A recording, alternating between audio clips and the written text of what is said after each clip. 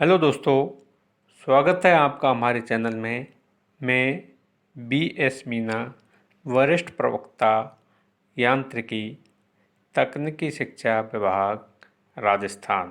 साथियों, आज हम डिस्कस करेंगे सेंट्रीफ्यूगल क्लच के शूज का साइज कैसे ज्ञात किया जाता है। इससे पिछले लेक्चर में हमने सेंट्रीफ्यूगल क्लच के शूज का मास कैसे ज्ञात किया जाता है उसके बारे में जानकारी प्राप्त की थी। तो मास ऑफ द शू कैसे निकाला जाता है वो जानना जरूरी है पहले साइज ऑफ द शू से। तो मास ऑफ द शू जो अपन निकाला था, तो अपन जो फोर्सेज लग रहे थे सेंट्रीफ्यूगल क्लच पे, उस पर जैसे आप डायग्राम में देख रहे हो इस तरह थे। ठीक है, तो जैसे आप ये देख रहे हो ये शू है।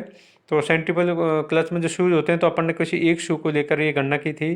तो ये जैसे शू है, तो मान लीजिए जो शूज है इसकी जो लेंथ है अपन मान लेते हैं एल। ठीक है, और इसका जो शूज की जो सेंटर ऑफ ग्रेविटी है वो मान लो पॉइंट जी पर यहाँ पर है। ये कोई पॉइंट जी है, इस पर सेंटर ऑफ ग्रेविटी है।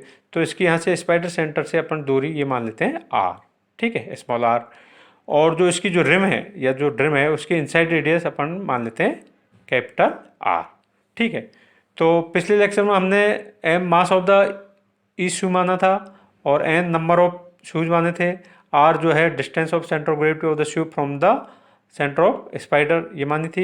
N running speed of the pulley, और जो ओमेगा है वो है angular running speed of pulley in radian per second. और ओमेगा वन मानी है angular speed at which the engagement begins take place. यानी जब तेज स्पीड, जब सेंट्रीफ्यूगल फोर्स का मान स्प्रिंग फोर्स ज़्यादा होता है, जब इसके कॉन्टैक्ट में आ जाते हैं ये फ्रिक्शन लाइन द्वारा, ठीक है, तब जो स्पीड होती है उसको अपन ने माना है ओमेगा वन।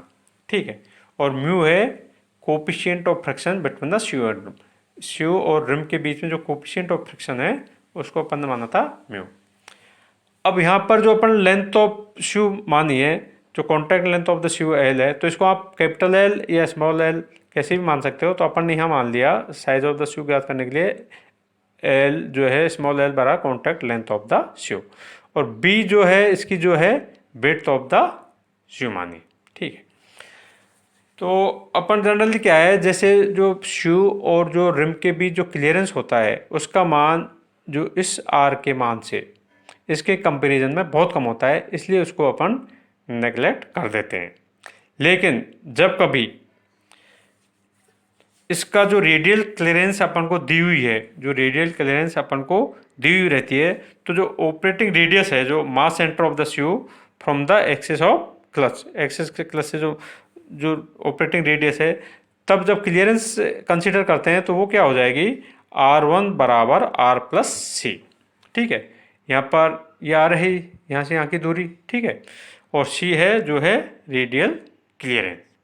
ठीक है, तो इसमें जब ये ऑपरेटिंग रेडियस इस तरह चेंज हो गई, ठीक है, तो इसमें जो सेंट्रीफ्यूगल फोर्स, जो सेंट्रीफ्यूगल फोर्स था पहले क्या था, एम ओमेगा स्क्वायर आर था।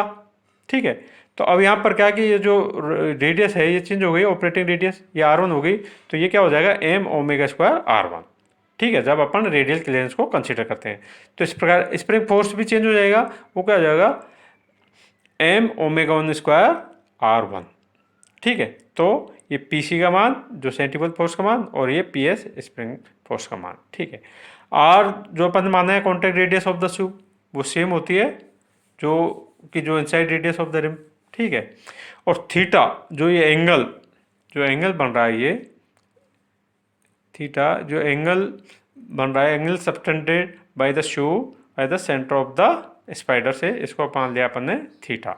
ठीक है, और P मान लिया है intensity of pressure exerted on the shoe, shoe पर जो प्रेशर इंटेंसिटी लग रही है उसको अपन ने मान लिया P।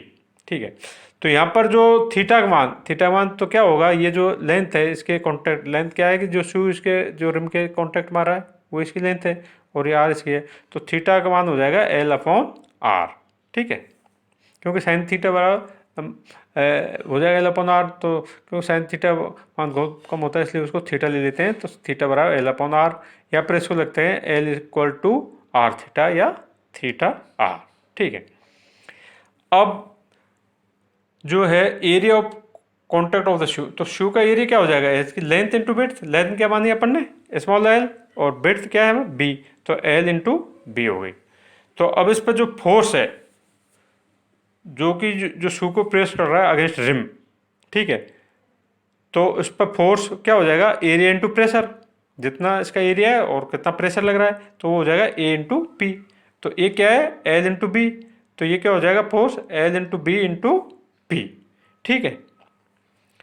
अब यहाँ पर since the force with the shoe presses against the rim at the running speed, ठीक है, तो रनिंग स्पीड पर जब फोर्स लग रहा होता है तो वो क्या होता है, नेट फोर्स होता है, वो क्या होता है पी सी माइनस पी एस, पी सी माइनस पी एस, और वो किसके बराबर होगा, जो जो फोर्स लग रहा है इस पे शू पे जो अगेंस्ट द रिम, यानी A into P, L into B into P, तो ये दोनों बराबर होंगे, तो इसलिए क्या हो जाएगा L into B into P बराबर पी सी माइनस पी एल, ठीक है।